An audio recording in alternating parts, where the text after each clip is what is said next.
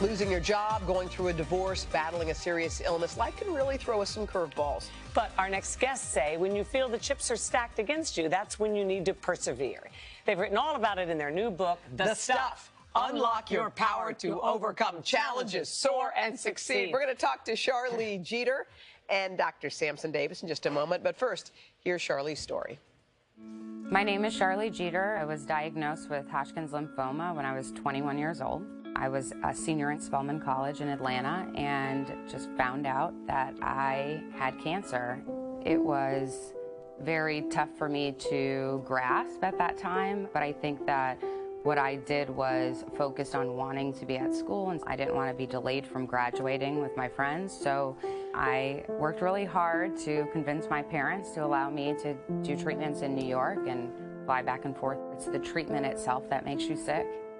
You don't feel the cancer, you feel the medicine. My brother's reaction was like any big brother would react to me. He was very calm, supportive, but his reaction, you know, behind the scenes, he'd call my parents and it'd be a different tone and what's going on and drilling them, what happened at the doctor. He was a little bit more shaken up than what he showed to me.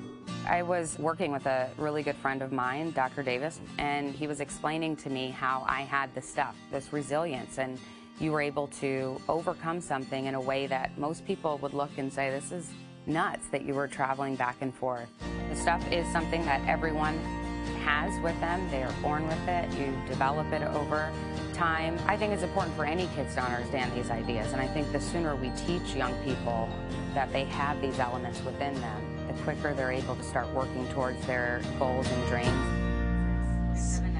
Sweet. Wow. You both got the stuff. Sharlee, that was beautiful. Yeah. Your son, by the way, can we just give a little shout out to the cutest little boy ever? You should set him up. Yeah. My Haley. I've already told you that. Okay, that is definitely happening. So you talk about having the stuff, and somehow it's locked inside all of us. Did you realize you had the stuff, Sharlee? Or no, I think it takes, you know, close friends or family members to let you know. And sometimes when your family tells you, it's just like, oh, you're supposed to say that. You know, you're my parents or you're my brother. Of course, you're supposed to say that.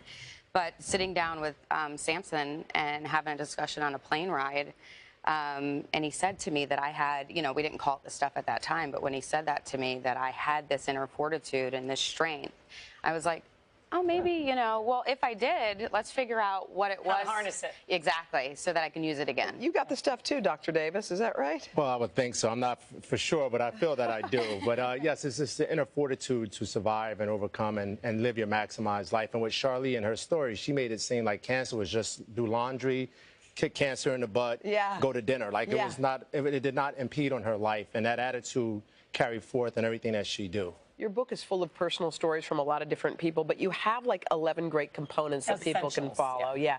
And we're going to just go through 3 of them. You say, first, choose hope. Right. So we just explained the elements. We wanted to interview a lot of different people. We have about 15 stories in the book and find the common thread. And if we could find that common thread amongst all of them, different walks of life, then that's what we would call the stuff. Yeah. And write about. So choose to hope is the first element, and that's making you have a choice to decide you're going to tackle the next task or to overcome something. So that's the most important element, I think, is starting with hope and just believing you can do it. Attitude. Yeah. Attitude, yeah. All right. The other one, the next one, develop your team. Yeah. What's that about, Yeah, Dr. and Davis? that's key. We collected hundreds of stories, and we narrowed it down to 15 stories for the book. But develop your team is essentially you have to have people supporting you, your family, friends. You have to have a network. You see it with Sharlee and her family. We have the O'Neill's family that's in the book as well. Glenn and Carol O'Neill has a daughter with a syndrome called Sanfilippo, and they quarantined themselves for 2 years in the house until the gene therapy was developed to help treat their daughter. Wow. This third one that we're going to hit is an important one. Refuse to give in to fear. I mean, everyone has that voice in the back of their head that's telling you to be afraid. How do you do that? You know, it's trying to be fearless, knowing that, you know, it's okay if you fail. If you're trying to improve your life, there is no way to fail, right? So don't let fear stop you from overcoming.